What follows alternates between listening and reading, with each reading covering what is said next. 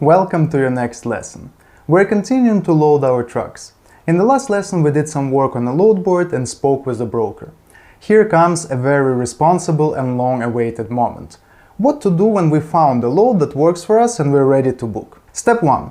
Verbally book the load. Once you have agreed on the price and other details with the broker, you need to verbally confirm that you're ready to take the shipment. At these moments you can simply say, "Alright, let's book it," or "Okay, let's go for it," or just "Okay, send it over."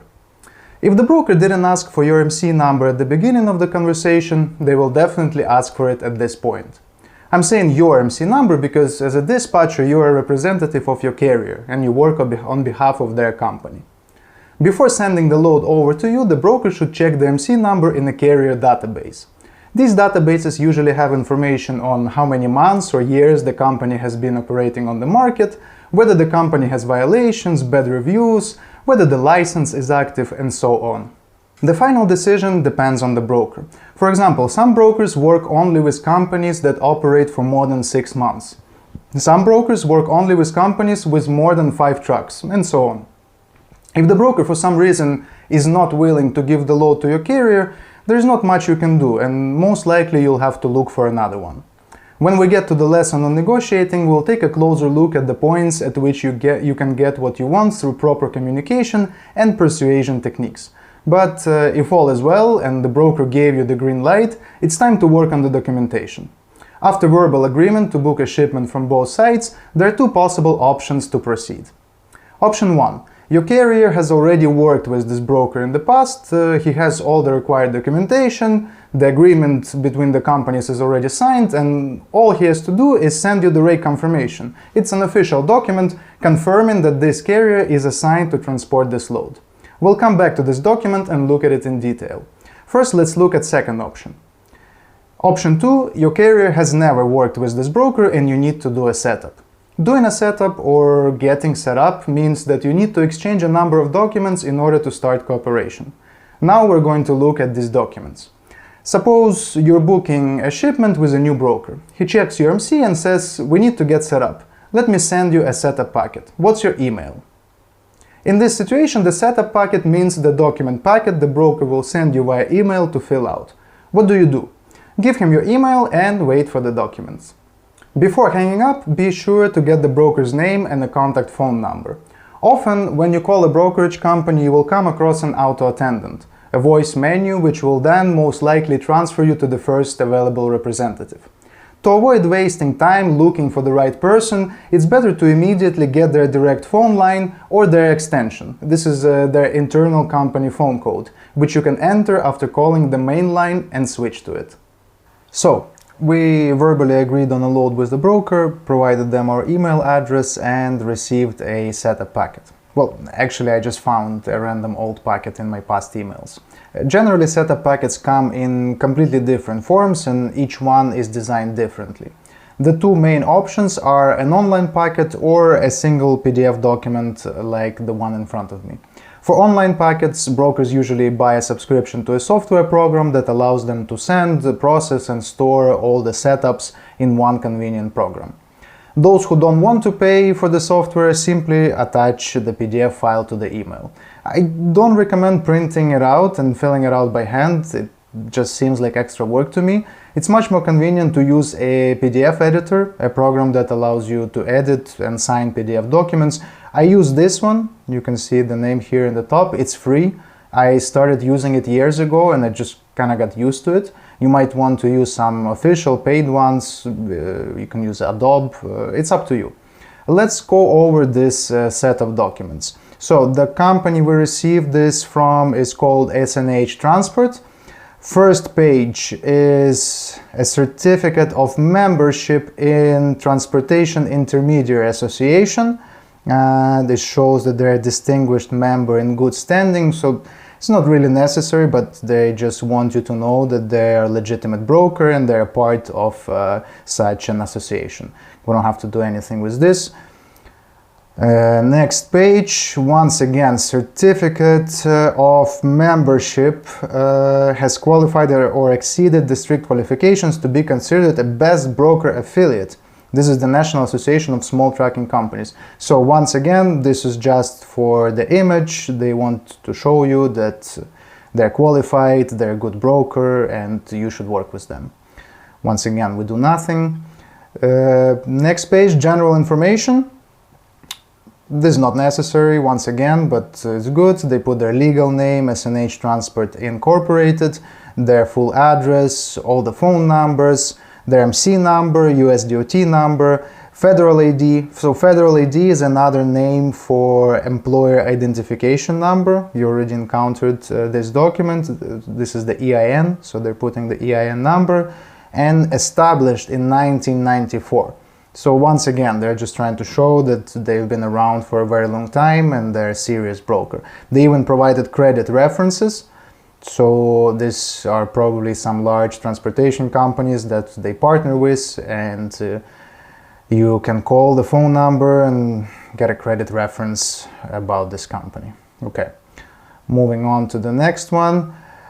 What do we have here? Addendum to broker carrier agreement. So we haven't seen the agreement itself yet, but here is an addendum. This is SNH Transport Quick Pay program.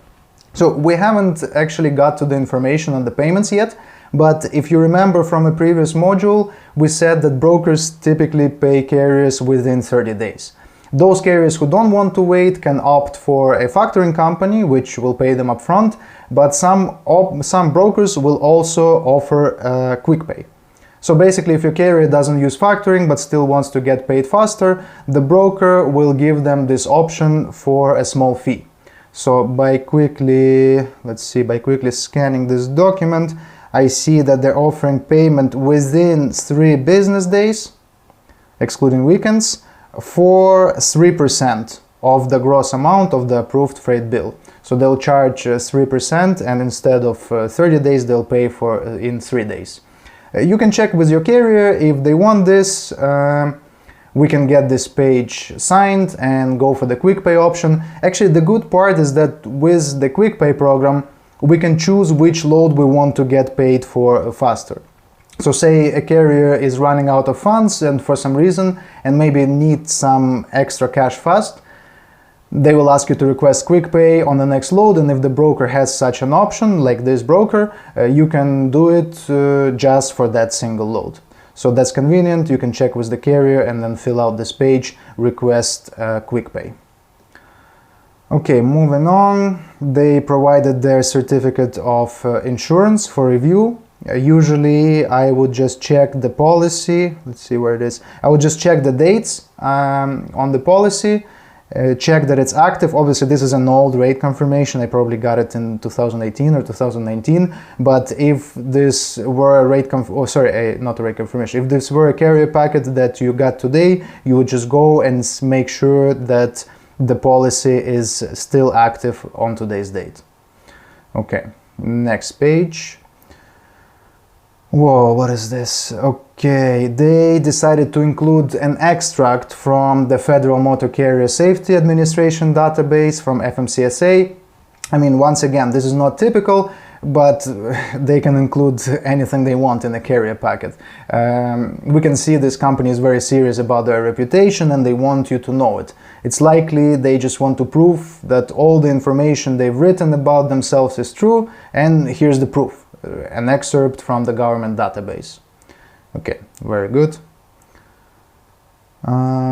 This is their broker license. Once again, if this was today, you would just check that this broker license is active. This is actually an old broker license. I think now they look a bit different. And let's see. And this is finally the agreement. So this is pretty much the only thing we're going to have to interact with. Let's quickly scan through the agreement. I'm only going to stop and explain a couple of key parts. We're not going to spend time reading the whole agreement. I'll leave this whole packet here so you can download it after the lesson if you want to dig deeper into it.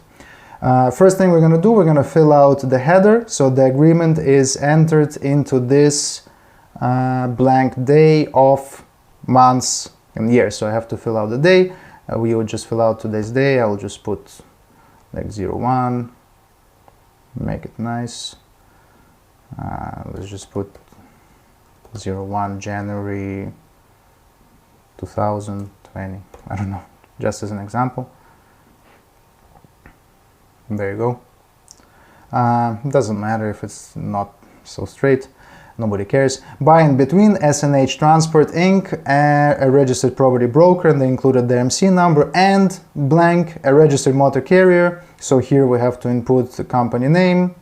For the example, I'll just put like Dmitry Logistics. Permit certificate number. So here they're asking for the DOT number. Very often they'll ask for MC number. Let's say I'm putting in some. Very often they'll ask for an MC number, but here they ask for DOT. That's fine, fair enough. Both are identifiers for a company. Let's quickly go through what we have here. So number one, carrier represents and warrants that. What do we have here? A, that carrier is a registered motor carrier of property authorized to provide transportation under contracts. So basically that we have the license to do this. Shall transport the property under its own operating authority and subject to the terms of this agreement. So we cannot transport the goods under somebody else's authority. Let's see, will not rebroker, co-broker, subcontract, unsign, interline, etc., etc. So basically we're not allowed to resell this load based on this agreement. If we book a load with them, then we have to run it once again under our own authority. Let's see, shall remain in compliance during the term of this agreement. So basically all of this, number one, is about carrier being in compliance, having the license, having the proper safety score, basically being allowed to move this load or any other load that will move with them in the future. I'm scanning through to number two, broker responsibilities. So what is broker responsible? Broker shall offer carrier at least 3 loads shipments annually. I mean, I guess this is just a formality, it doesn't make any sense. What happens if they don't offer us a minimum of 3 loads? No one's gonna sue them, so that's just makes no sense. Carrier appoints broker to conduct all billing services to shipper. So we as a carrier cannot demand money from the shipper. According to this contract, broker is the one getting money from the shipper. Any rates, payment, let's see. The parties agree that broker is the sole party responsible for payment of carrier's charges. Once again, we can only demand money from the broker for moving any load, so we cannot get funds from anybody else. Broker shall maintain a surety bond, and broker will notify carrier immediately if its federal operating authority is revoked. So this is once again same as for the carrier. Broker, based on this contract, must have all the legal, all the authority, the licenses, everything in place in order to broker freight to us. Broker responsibility is limited to arranging for but not actually performing transportation of a shipper's freight. Of course, broker will not be transporting the freight. We as a carrier will be transporting freight. Carrier responsibilities, equipment. So carrier agrees to provide the necessary equipment and qualified personnel for completion of transportation services. So clearly we as a carrier are not going to demand that the broker provides the equipment. We are going to be providing the equipment and moving the load. Carrier shall be responsible for all shipments subject to the terms and conditions of the Uniform Bill of Lading. Okay, that makes sense. Loss and damage. Carrier shall additionally indemnify broker from all loss, damage, or costs. So if the product is damaged, or if we lose the product, or if we damage the product, broker will not be responsible. The carrier will be responsible. This is okay, this is standard.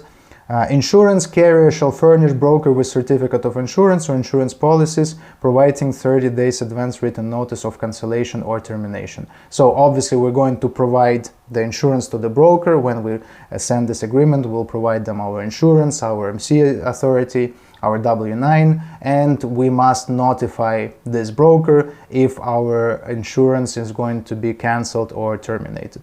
Well, when I say our, obviously I mean the insurance of the carrier that we work with. I'm going to skip through this. Carrier assumes full responsibility and liability for payment of the following items: all applicable federal, state, and local payroll taxes, taxes of unemployment, insurance, old age pensions, etc., etc. So this part just states that broker will not be paying any taxes on behalf of the carrier. The carrier is responsible for his own taxes. And part 4, miscellaneous. A is independent contractor, so this just states that carrier is not an employee of the broker and broker is not an employee of the carrier. Non-exclusive agreement means the carrier can work with other brokers and broker can work with other carriers. A waiver of provision, disputes. Actually, disputes is interesting because the parties agree to jurisdiction of the federal and state courts at York, Pennsylvania. So this broker is based in Pennsylvania, in the city of York, and in case of any court procedures, in case of any disputes, the carrier will have to go to court of Pennsylvania to sue this broker. So they are the ones structuring the agreement, so we have to agree to these terms. No back solicitation, confidentiality, this is all very, very standard. I'm not going to stop on any more of these points. And at the end here we have a signature form. It's already filled out on the broker site. As you see, the signature is electronic. In the US, you can sign agreements online with an online signature and exchange them by email. No hard copies, no wet stamps, everything is very simple and convenient. So depending on your agreement with the carrier, you might have the right to sign this yourself, or you may have to fill everything out and then send it over to somebody for signing. If you do need to sign the agreement, this PDF editor I'm using has a sign option, so I can create a new signature and I can either write it out, I don't know, for example, Dimitri, and one of the signatures would be this, or I can draw, actually use a mouse to proper sign it, just like I would do on paper, and put my legal signature. This is if the carrier wants you to sign it. Otherwise, you will fill out the carrier name, you'll fill out the company address, phone and email, and then forward this carrier packet to the carrier, to the owner of the company, or to one of the managers for signing. And the last thing left here in this packet is a W-9. You remember from last modules that this is a tax form, and you will be sending the same form to the broker on behalf of the carrier. The most important thing here is the employee identification number. They actually listed it, if you remember, they listed it in the very beginning, but they also put it here. So that's it. That's what a carrier packet looks like, very standard. And we can very quickly fill it out. It will take us just a couple of minutes. We scanned this contract very quickly. We just ran through the main points for your general understanding. Why don't we focus on the contract, read every word and analyze every detail? Well, because a dispatcher is not a lawyer. Dispatcher's job is to fill out paperwork for booking cargo, not to deeply analyze every contract. Our job is to make sure we sign a contract with a real broker with an active license and a good credit history. And we did that. If you start working in a trucking company or you start providing dispatch services to a new customer of yours and they give you special instructions, something they want you to pay attention to when you sign a contract, then of course you'll read through and look for those specifics. Otherwise, you just have to run your eyes over it and get it signed. When you get a carrier packet, you need to fill it out in the shortest amount of time possible and move on to other tasks. The broker won't wait hours for you to sign the document. They will turn around and give the shipment to somebody else. And yes, I understand that reading contracts is important, but in the realities of the dispatcher's job and the required speed of completing tasks, it's unrealistic to do so. That's it. Packet is complete. We go back to our email, click reply to the broker, attach the completed packet, attach the carrier's company documents, always. These are the documents we went over in the last module, MC certificate, certificate of insurance, W-9, and notice of assignment if applicable. And you're done. Let's go to the next step.